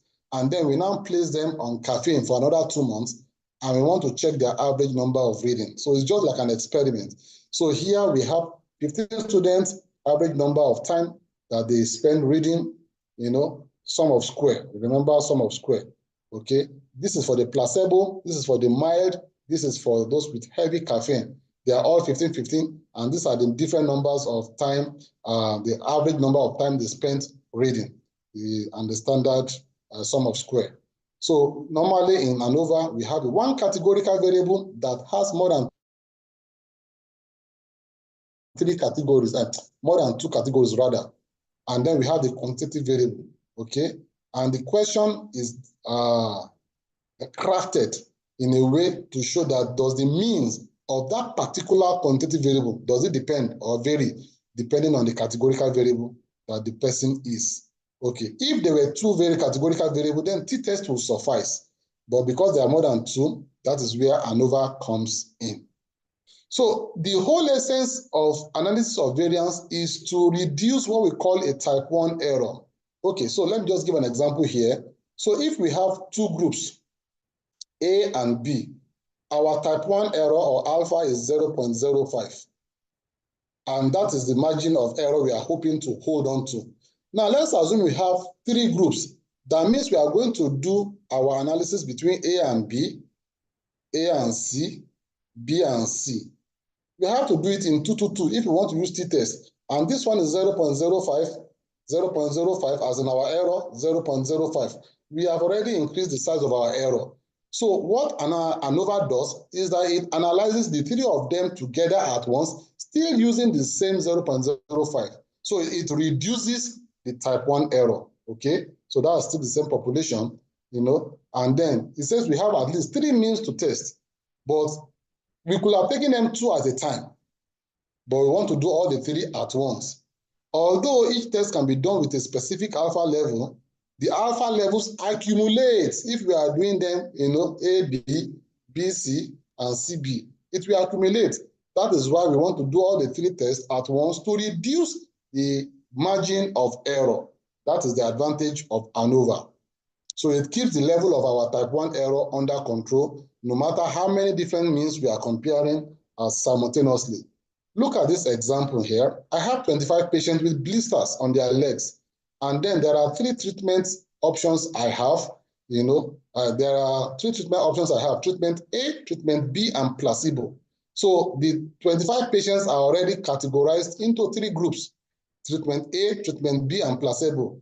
And then my measurement is how long it takes or how many days it takes for the blister to heal. For those that I'm giving treatment A, there are 8 of them. And this is the average number of days it takes for the healing. For group B, there are also 8 of them. Average number of days for the healing. And here we have 9 of them. And this is also the average number of days it takes for the healing. The question is that, are these differences significant? We are just looking at these figures. We need to test it. We can't just say that looking at it like that, okay? We can check for our investigation using a box plots or multiple histogram to even check for normality. Remember, our ANOVA, it determines p-value from the F statistics. And if it is from F statistics, that means our p-value is from the p-value, either greater or less than 0.05, unlike the t-test. We have done box plot before. You should understand what this is. And it's just a graphical description of those variables. This is the placebo. And from the position here in the slide, it shows that it has the longest day for healing compared to treatment A.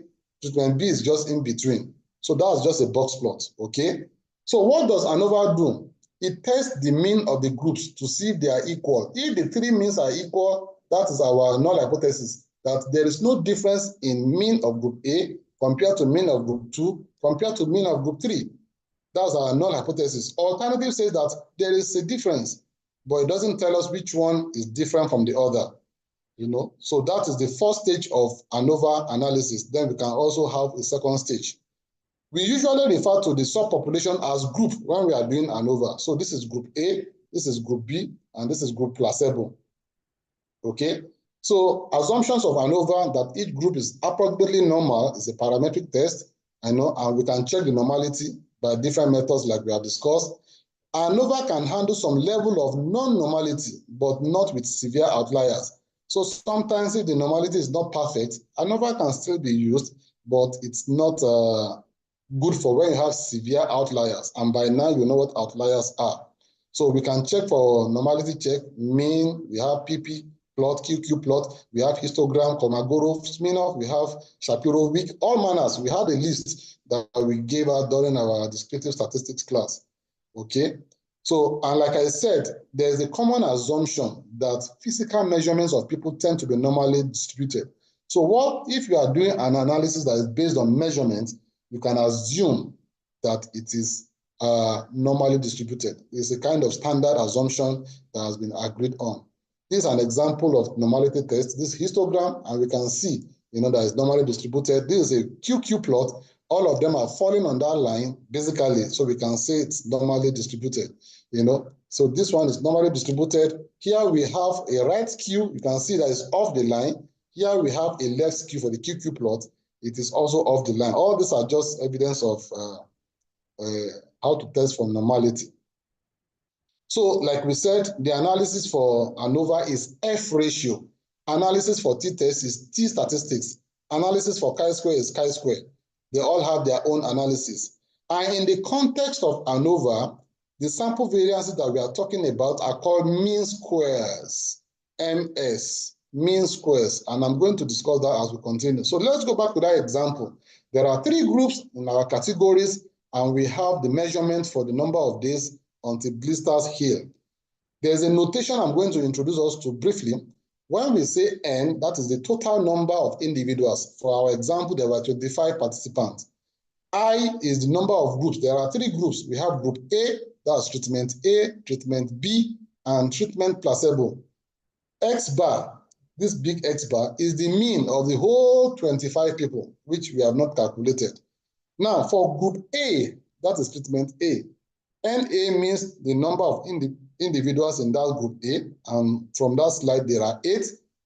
XAW is a particular value of a particular individual in group A.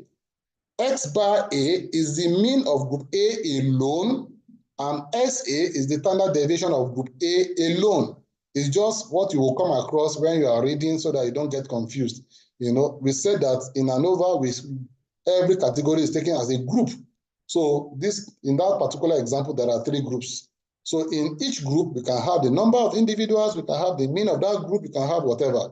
And then you can also have the total of everybody combined together. So this is group A, and as I said, there are 8 of them. Group B, there are 8 of them. Group P, there are 9 of them. Each individual has separate reading in group A.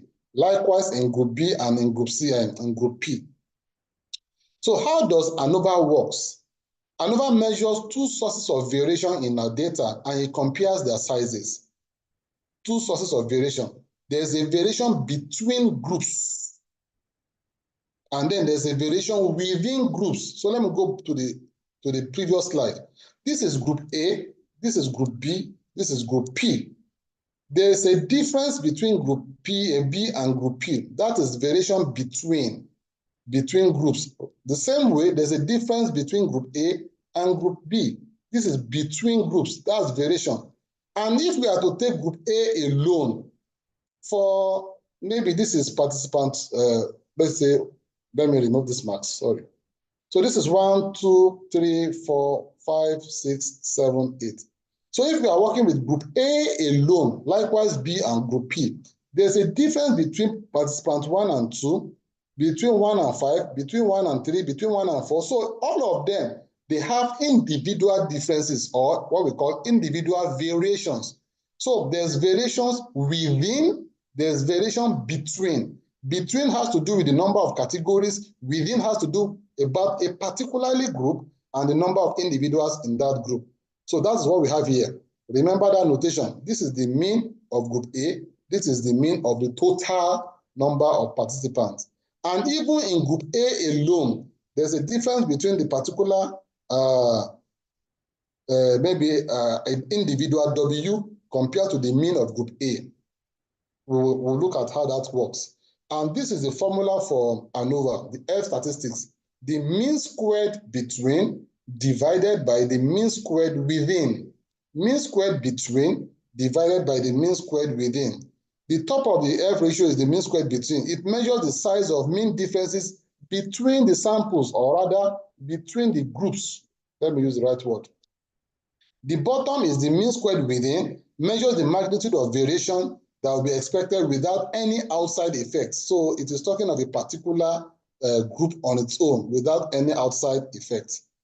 A large F ratio indicates that there's a difference, between the groups, and a large F is evidence against null hypothesis, because if there's a large F ratio, it shows that there's something happening, and then we have to knock off our null hypothesis.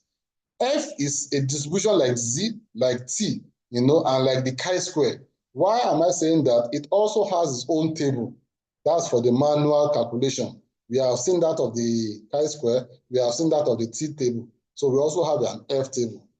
So the logic behind ANOVA is comparing the treatment between over the treatment within.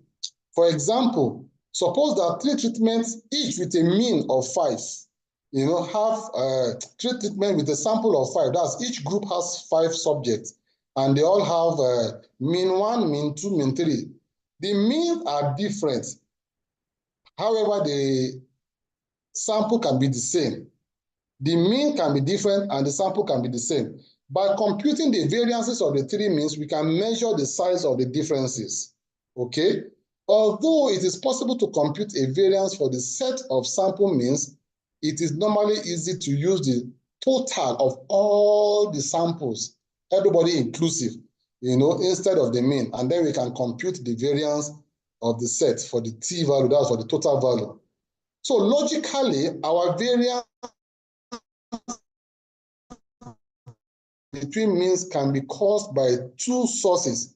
It is how you remember there's group A, group B, and then group C. So if there's anything happening on group A, it could be from outside, maybe by virtue of the intervention I'm doing, or it can be an internal effect, which we call chance or sample error, or there's something inside that is happening within my group. Going back to the example of these blisters and the cream, it might be possible that the people in my group A, they are hygienic, such that it is not even the cream that is causing their blisters to heal. So the cream has its own effect separately, but by virtue of the fact that even that particular group, they have a high level of hygiene, their healing will be faster, and maybe they eat well. So that one is a sampling error, a chance development within my particular group. Another thing that can happen is that I can have effect from outside. Maybe the cream I'm using is very potent. So there are two sources of differences, outside or within. So like I said, I can have effect from outside, or it can be personal, characteristics of my population inside each group that is affecting, the outcome I'm interested in. So we check the variability, within. That's for the each samples. We check the variability between, and then we try and find, a ratio. That is what we call the the mean squared between our F over the mean squared within. So whatever is happening from outside is the one that is between. Whatever is happening from inside is the one that is within. So even for the three group, they all have a mean squared. They have variation within. All of them have variation within. So by default, there's variation within. And depending on the variation outside will now be based on the type of medication they are using. Remember, these ones are using the particular treatment A, this one treatment B, this one's placebo. So those treatments also will have different effects on the different groups by virtue of the fact that they are not the same treatment. So those differences are caused, when we now do ANOVA, our differences can be caused by either what is coming from outside or that which is coming from inside, which is the chance or error. This one is from the one that is coming from the inside, which is chance or error. So when we now add up all these differences or variances, this is the one that comes from outside, and this is the one that comes from inside. So we add, let me put it like this. For the inside, we have inside for group A, we have inside for group B, we have inside for group P. The same thing is here, A, B, and P. So this one, if there was nothing coming from outside, these ones will just cancel out and our F value will have been 1. But because we are giving a treatment effect of treatment A, treatment B, and placebo, is going to bring out a different value, and we need to see if that value is actually significant or not. That's just the logic behind ANOVA. But as we continue, you understand. When the null hypothesis is true, there is no differences from outside. That means our F ratio is balanced. So when our treatment effect is 0, we are supposed to end up with 1. That means that there's nothing coming on from outside. We can conclude that there's no significant treatment effect. That is if our F ratio is 1. Okay? So on the other hand, when we have a large treatment effect, it shows that our sample data, we have to reject the null hypothesis and conclude that we have a difference between treatments. So a large, to determine whether an F ratio is large enough to be significant, we select our alpha level, which I told you by default it is 0.05, and then we find our degree of freedom values. And here we need to find degree of freedom values for our mean squared between, that is numerator, and our mean squared within, that is the denominator. So in what's it called? In ANOVA, we have degree of freedom for numerator, degree of freedom for denominator. So we have 2 degrees of freedom. And it is those 2 degrees of freedom that we use in checking our table value after we have calculated our own value. So this is what it looks like. Our F value for ANOVA is the variance between treatments divided by variance within treatments. Now, this variance between treatments is what we call mean squared between. Variance within is mean squared within. Now, this variance is also the same thing as the sum of squared between divided by degrees of freedom between, and this one is sum of squared within divided by degrees of freedom within, which is what you have here. And the sum of squared total is the sum of squared between plus that of within. Degree of freedom total is degree of freedom between plus that of within. This is just the summary of ANOVA formula. And we are going to look at an example here. That's the table. Okay. We have 15 more minutes to the end of the day, sir. Yes, sir. I'm going to just try and see a convenient place to stop. So we have the sum of squared here, in a table, because we are going to see an ANOVA table. And the degree of freedom, we also have that here. And the mean square, we have that here. The F ratio is here. So that's what you will see in an ANOVA table. I'm going to show you an example as we continue. And as I said, the sum of squared between plus the sum of squared within gives you the total. The degree of freedom between plus the degree of freedom within gives you the total degree of freedom. And the mean square between, I've told you, it is sum of square between divided by the degrees of freedom between. Likewise, this one also divided by the degrees of freedom within. We have discussed what our F ratio is. So let's see if you can have some example here. Okay, so I have here a sample example that students' performance in an exam, does it depend on where they live? And for this particular example, I have 3 locations, which makes it obvious that we cannot use t-test. I have Ikoyi, I have Ojota, I have Badagry. So my null hypothesis says that there's no difference in their mean score depending on where they live. And the alternative says that there's actually a difference in the mean score depending on where they live. And these are the scores of the students. 3 students, for example, Ikoyi has 3, 2, 1, Ojota 5, 3, 2, Badagry 5, 6, 7. And the score is over 10. Just a small example. I can complete a table to put them there. So this is the score for Ikoyi, the score for Ojota, and the score for Badagry, okay? So I can find the complete sum of the table. So for Ikoyi, the total sum of score is 6, Ojota 12, Badagry 18. And then I can find the mean of the whole students. There are 9 students. I can find the mean of the whole students, you know. This is mean for group A, that is Ikoyi, mean for group B, and mean for group C. And then the mean for the 3 will just be adding these 9 numbers and dividing by 9, or adding these 3 numbers and dividing by 3. So that is the mean of the 9 numbers and dividing by 9, or adding these 3 numbers and dividing by 3. So that's the mean of the whole students, okay? So I can now compute the sum of square, like I told us during our variance class. You know, sum of square is just, for the total now, is every value minus the grand mean. Our grand mean is 4. So I'm going to find the sum of square of all the values. Sum of square of all the values. That's 3 minus grand mean square, that is 3 minus 4 squared, plus 2 minus 4 squared, plus 1 minus 4 squared, plus 5, on and on for each one of them. And if I add everything up, I have 30. So that's my sum of square total, 30. My degree of freedom total is n minus 1. I have 9 students, and that's how I have 8. So this one is sorted out. Sum of square total, degree of freedom total. Okay, now I'm going to compute between groups. Remember, there are 3 groups, and I want to find the mean of each group, which I have done, you know, and then to find the sum of square for each group. So we are going to start with the sum of total between. The sum of total between. Look at here. Compare the means of each group with the grand mean. That is for the between, because we are doing it group with group by group. This is the same value as the value multiplied by the number of variables in each group. By the way, all this that I'm doing is not what we are going to be doing manually, because I'm just showing us the manual background behind all this analysis. You'll be using, what is it called? You'll be using softwares for your analysis. So I will just rush through this for you to just see the manual part. So the sum of square between is the total sum of all the values in group A with that of group B with that of group C.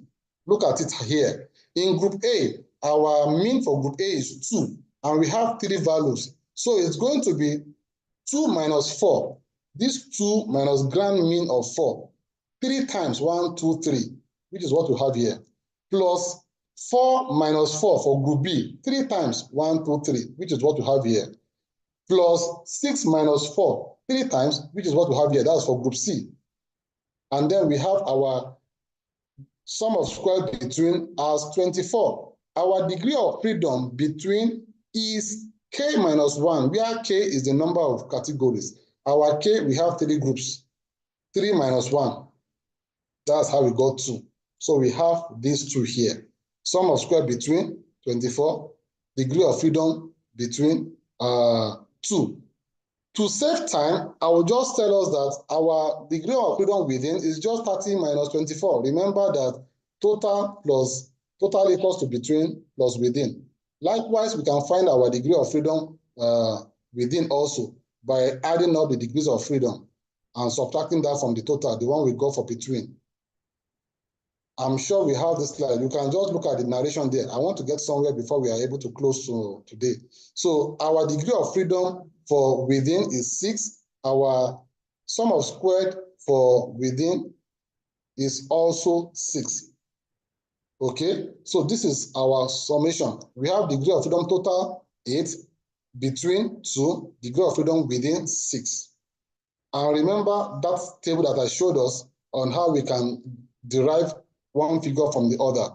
What I'm trying to do now is for us to calculate our mean squared between and mean squared within for us to find our F value. And remember, mean squared between is sum of squared between over degree of freedom between, mean squared within, sum of squared within over degree of freedom within. So we'll just substitute those values for us to have our F value for that particular example that we were working with.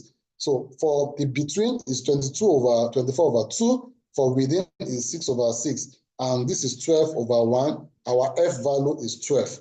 That is our calculated value. Now we need to check our, what's it called? Our table value. And I told us our table value, we are using 2 degrees of freedom. The one for the numerator, which is 2, the one for denominator, which is 6. That's the formula for all that calculation that we did, but I didn't follow this formula. I just gave us a simpler version. So we consult our table, and I've told us our value, you know, for numerator is 2, for denominator is 6. And this is our table, you know, the numerator, this is the numerator D1, and it is 2. This is D2, denominator, this is 6. Our value is 5.14, and our alpha is 0.05. And by default, if our calculated value is greater than the table value, we reject the null hypothesis. So automatically,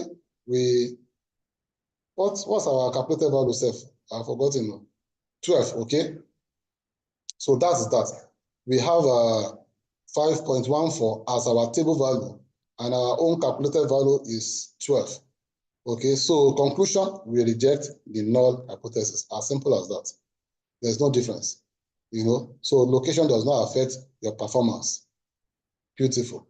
So this is, what's it called? This is how you will see it in an SPSS output. So I spent all that time for you to be able to analyze and interpret this output when you see it. You will see sum of squared. Now, this is the sum of squared between, which we calculated and we got as 24. This is the degree of freedom between. And this is this mean square between, that is 24 divided by 2. This is the sum of squared within, degree of freedom within, and mean square within, 6 divided by 6, which is 1. This is our F value, which is 12 divided by 1, which is 12. And our P value from SPSS is significant, and then reject the null hypothesis. Remember that the total is just the addition of these two, So when you see an ANOVA table, that is what it means, and that's how it looks like, you know. So this is just repeating the same thing, you know. Sorry, this one goes here. Sum of squared, and then total. The degrees of freedom here is just what they have here. It's just what I explained in the previous slide. Okay, so that when you see the table, you understand how you got there. Analysis of variances, okay, so there are situations where, like we saw, where it is significant. There are 3 groups. We have Ikoyi, we have Ojota, we have Badagry, and our analysis was significant. So the question is, which one is actually significant? Is it between Ikoyi and Ojota, or Ikoyi and Badagry, or Badagry and Ikoyi, or whichever one? So there's a particular test that we now do, which we have to use to identify the particular, you know, category that is significant. And we call that test a post-hoc test. Post-hoc test. And there are so many types, especially in SPSS, you know, that you can use. And that post-hoc test is just something similar to a t-test, because it now picks them 2 by 2, you know, to check, to see which one is actually significant, you know. And like I said, there are many types. It's a post-test or post-hoc test. These are examples: Skeffy test, Tukey's test, HSD test, and there are many Duncan tests, plenty of them that we can see in SPSS. So when you do an ANOVA and it is significant, then you can run a post-hoc test to check, to see if that significance actually makes sense to let you identify the particular variable that is significant in the analysis. These tests are done after an ANOVA where the null hypothesis is rejected. That's when it's significance. Now, this is an example of a post-hoc test comparing the analysis of the schools that we've done. So you can see here, it's picking them 2 by 2, Ikoyi and Ojota. And this post-hoc test actually works with a t-test analogy using the confidence interval. And you can see here that the confidence interval is not significant. Then it compares Ikoyi and Badagry. And you can see here that the confidence interval here is significant. Then we can actually start this particular one to come back to it. It compared Ikoyi and Ojota, not significant. Ojota and Badagry, not significant. Then Badagry and Ikoyi, significant. You can see it here also. Both of them are positive. And this one, not significant. So we need to look at these two to know the one that we can work with. You will see here that the mean of Ikoyi is 2, the mean of Ojota is 4, the mean of Badagry is 6. That shows here that actually those people that are staying in Badagry, they have a better chance of doing better by virtue of location compared to the other locations because he has the highest score from the 3 different locations. So if I were to come to Lagos, I would prefer to settle in Badagry because settling in Badagry will improve the performance of my children in school. That was just like a literal interpretation. So, Can I add, sir? Can I add, ma'am. sir, if you go back to that slide, both of them are the same, Ikoyi and Badagry, Badagry and Ikoyi. They're just the opposite of each other, right, sir? Not a flip like we did for correlation. They're just a flip, yes, sir. Yeah, thank you, ma'am. So having the 2 is still saying the same thing, sir, right? The same thing. Yeah. So that is if you are doing it with SPSS. This is just narrating how we get it done. And then there's a place where we select the post-hoc test, to just show if it is significant to give us further details about that. And for the reporting, that one is straightforward. You can check this example. It's just to extract the figures, and put it in the narration. Like this particular one here, the first degree of freedom is the one between groups. The second one is the one within groups. And then you put your value of F statistics and your p-value. That's how we interpret that. So for that particular class example that we did, about the students, this is the narration. There was a significant effect of the location of residence on the performance of students. P-value less than 0.05, or we can put out the exact value, and then degree of freedom between, degree of freedom within, and then we have our F statistics as 12, and then that is how we narrate it. Now for an ANOVA situation where our Y value, our continuous variable, does not follow a normal distribution, the non-parametric variant we use for ANOVA is Kuska-Wally. So like we did for the t-test, this is the non-parametric variant for ANOVA, Kuska-Wally. And that's just what to pick from your analysis, your SPSS when you are doing analysis.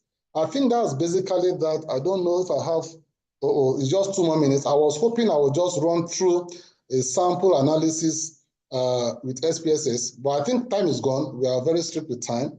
I will just hand over to Dr. Lawal or Prof for us to continue. Thank you very much. Once again, it's a brilliant class. We do try to stick with time, but please give us 5 minutes extra. Everyone that has stood this long, I see that our numbers are decreasing. Please just give us 5 minutes just to take any question. Actually, all the questions on the chat had actually been answered between myself and Dr. Kudus. There's just one that is coming now. Please, how do we know if confidence interval is significant? I think he already explained that very clearly, and he used it multiple times in the example. Make sure that your confidence interval does not cross the 0 line. Once it crosses, it's not significant. Once they're on the same side of the line, whether they're both minuses or both pluses, then it's supposed to be significant. On that note, we're on the top of the hour. If there is no other question, we would like to thank Professor Believe me, I give it to you. I'm sure if you're in the academia, you're already a prof. Thank you for the brilliant presentations always. I always stay in this class. So I have things I'm going to share that I'm learning are new. God bless you, sir. That's the least I can Thank you say so from the much. very depth of my heart. God bless you. And I'm sure everybody is saying that. If you do want to show an appreciation, just send an emoji and say thank you to Professor Taiwo using your emoji. On that note, please let's meet on the platform. If there's any other question outstanding, take it to the platform and we'll continue our engagement there. Have a beautiful day, everybody. God bless you. Thank you See so you much, ma'am. online.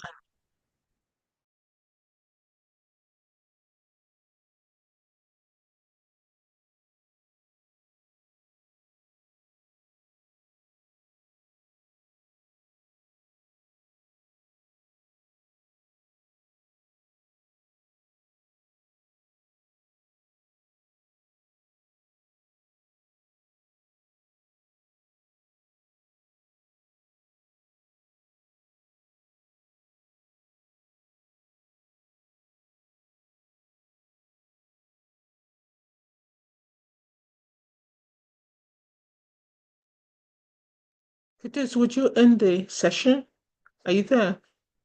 Please, can you end it? Thank you.